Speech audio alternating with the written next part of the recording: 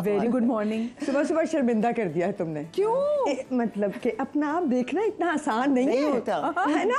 अलग बात है कि शीशे के सामने बैठे रहते हैं 4 आप अच्छी अच्छी बातें करती हैं, आप कहती हैं इन्होंने इतने कमाल काम किए तो हम बड़े खुश रहते हैं, फिर दिखा भी दिया। वैसे मुझे वाकई बताया कि आप लोग अपने ड्रामाज जो तो आप लोग काम करती हैं उनको देखते हैं? नहीं, मैं नहीं देख आई डू क्योंकि देखना पड़ता है, ये भी काम का हिस्सा है, बट मैं किसी के साथ नहीं देख सकती। नॉट अपने काम को अकेला वो देखती। हाँ, बिकॉज मैं क्योंकि मुझे इतनी गलतियां नजर आ रही होती हैं तो मैं सोचती हूँ इनको भी पता चल जाएंगी। मैं कहती हूँ करूँ भी और फिर देखूँ भी। ये दो जो टॉर्चर है ना, ये बर्दाश्त नहीं हो सकते। No, I generally I don't know, it's like अपने आप को ये देखना like it's too much of मैं ना होना चाहिए। मुझे पता होता है कि मैंने क्या गड़बड़ी की है, तो वो आप बेहतर करने की कोशिश करते हैं, बट रेगुलर बैठ के कभी अब आ रहा है, कभी नहीं, not ever. But I am sure घर वाले तो बहुत शौक से देखते होंगे ना कि हाँ कि जी हमारे तो देखने कोई तो खास घर की नहीं। मुर्गी तो दाल बराबर ही होती है। तो हाँ करें शुरू में मैं भी, बट फिर आहिस्ता घर वाले भी कहते हैं अच्छा हाँ ठीक है।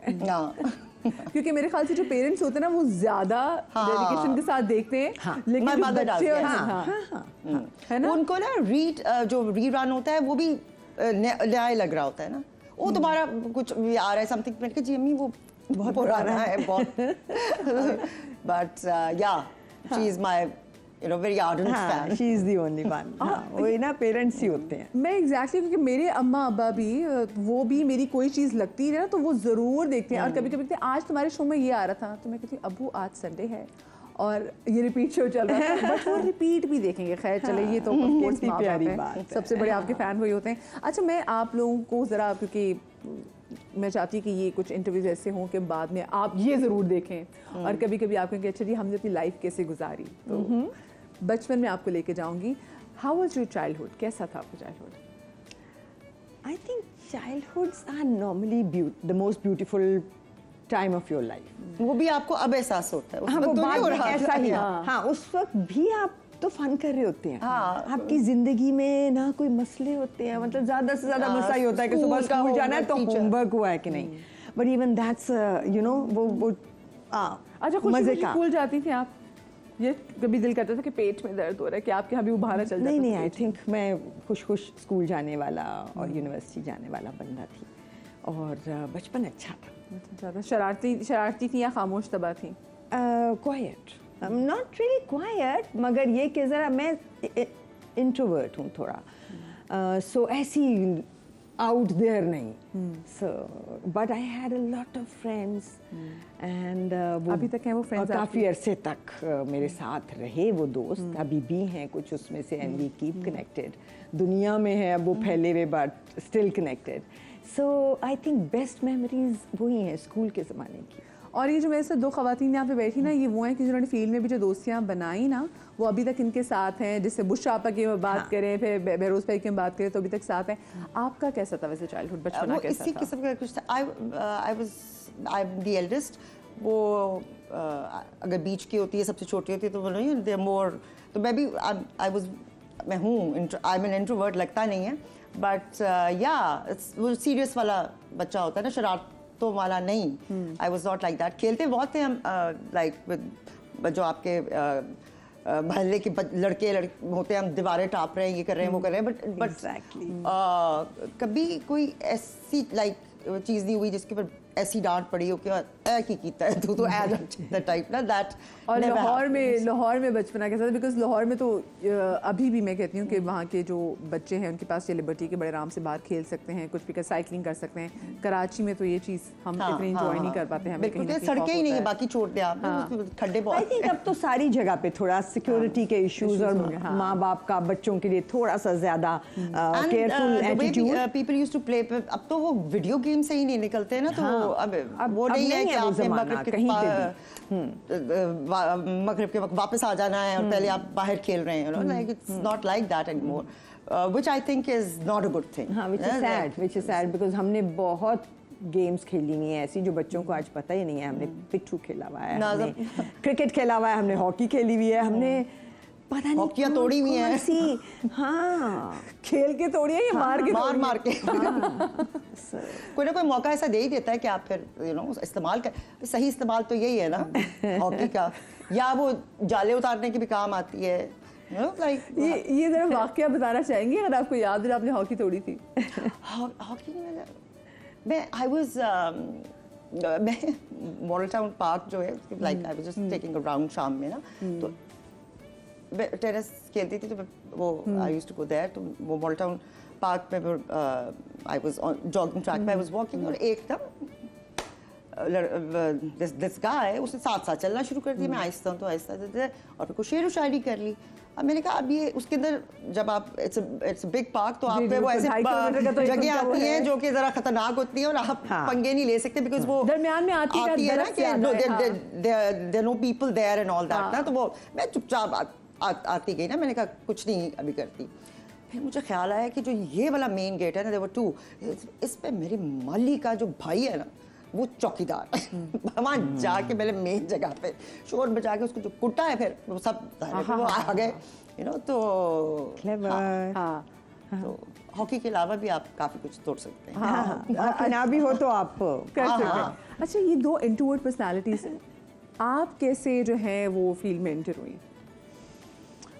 आई थिंक ये हम सबके लिए एक ही प्रोसेस था, and that was luck by chance, being at the right place at the right time. Like वो नहीं था कि बचपन से शौक है और ऐसा कुछ नहीं लोगों के लिए अच्छा, शौकिंग काम करना है, दोनों को बचपन से शौक नहीं था। वो उसके बाद आई ब्रीड एक लोगों की जिनको बचपन से शौक था और जिन्होंने उसके लिए मेहनत की, और आप जो लोगों को देख के शौक पैदा हुआ ना, और आज तक वो लोग हैं जो कि ऐसे जो a lot of people I think they want to come in this for the fame ना, already they want to be a star और some, आपको ल्योर तो यही चीज करती है ना, पहले काम तो आपको बाद में करना पड़ता है या whatever, आप डॉक्टर बनना चाहते हैं लेकिन आपको ये नहीं पता कि कितनी पढ़ाई करनी पड़ेगी, कितनी बार फेल होना पड़ेगा, सो आपका ये होता है कि I want to be you know in front of the screen or I want to be a superstar and you know something big, तो वो नहीं था मुझे, ऐसा नहीं था बस। नहीं, हमारे ज़माने में वाज बाय चांस।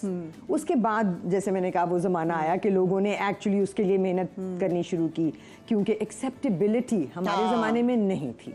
सो ये सोच भी, करते हैं? हाँ, ये सोच किसी के दिमाग में कभी बनी ही नहीं कि मुझे शोबिज़ का पार्ट होना है।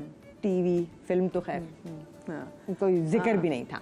सो फिर शायद हमने ये किया कि उसके बाद ये जमाना आया, उससे पहले जो थे उन्होंने आई, किया ना, क्योंकि लोग कहते थे अच्छे घरों की लड़कियां हैं टीवी में और अच्छी स्कूल कॉलेज लाइक यूनिवर्सिटी वाला माहौल था। दुख की बात इस चीज़ का है कि हमने अपने वाली पुरानी फिल्म देखी हैं तो उसमें मैंने नहीं देखा और मैंने कभी नहीं सुना कि कोई फिल्म स्टार बनना चाहता था, बट हाँ लोगों को ये ज़रूर था कि हाँ हमने टीवी में काम करना है, क्योंकि टीवी की एक जो क्लास और जेंट्री बड़ी मुख्तलिफ जेंट्री, पढ़ी लिखी लड़कियाँ थी वहाँ पे, और समहाउ वेरी अनफॉर्चुनेटली हमें हमारी फिल्म में वो जो पढ़ी लिखी वो ख़वातीन उसमें नहीं, आई डोंट नो क्यों देखने में नहीं मिली।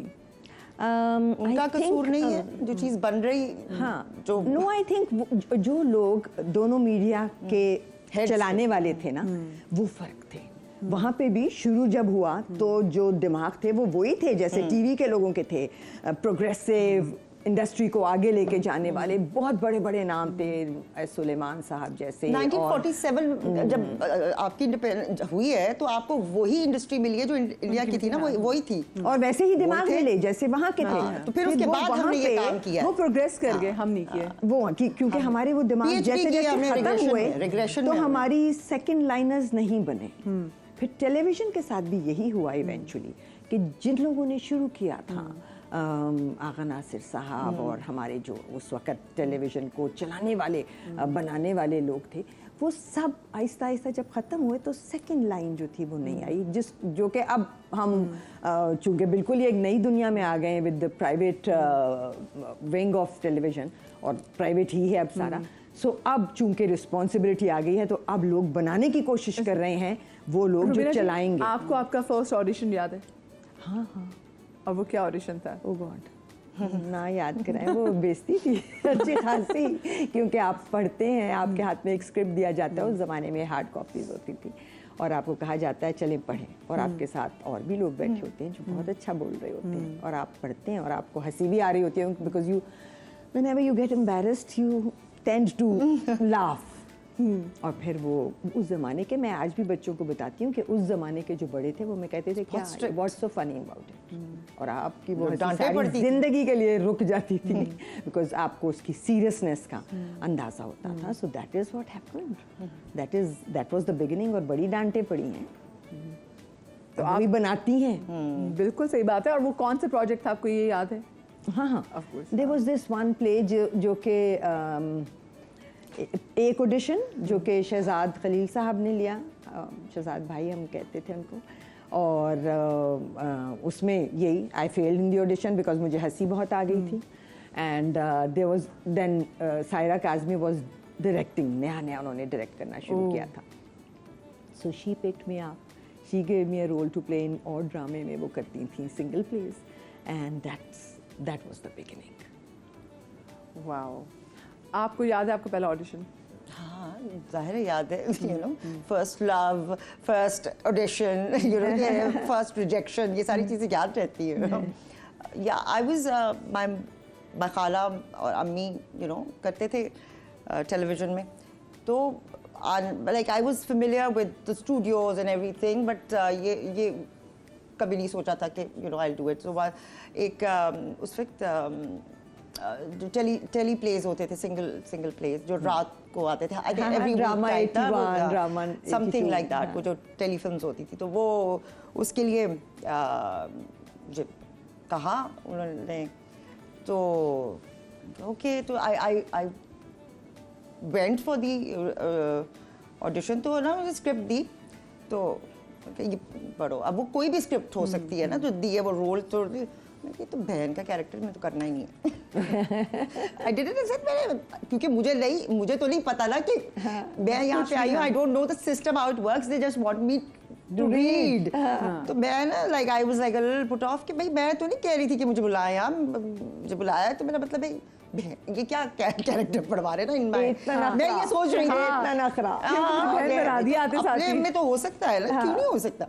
सो बिकॉज वही कहते हैं ना कि यू डोंट नो एनीथिंग, और आप इतने करीब होते हैं चीज़ों के, डीफोकस हो जाता है सब कुछ, and you don't know the reality. तो आई वाज लाइक मैं नहीं, I am not going to do this और व्हाटएवर। तो वो बाद में वो ऑब्वियसली मेरा ऑडिशन था, एंड उसमें आई डिड दैट प्ले, और वो थीम्स इतनी, अब मुझे एहसास होता है कि हमने कैसा आला, अब ज़्यादा एहसास होता है कि कैसा आला अच्छा पर्टिनेंट काम किया हुआ है, जो सीखे हैं, एक एक चीज़ सिखाई जाती है। मैं कह रही हूँ स्ट्रिक्ट ऐसा लगता था कि आप वक्त पे आते थे, वक्त पे रिहर्सल्स 3 दिन हो रही हैं, जबकि I was the last generation जिससे स्किम थ्रू किया है पीटीवी, यू नो। उसके बाद हमारी वो शुरू हो चुकी थी, साथ ही शुरू हो चुकी थी, हम साथ ही काम कर रहे थे, एक दो प्लेस करने के बाद वो प्राइवेट प्रोडक्शन शुरू हो चुकी थी।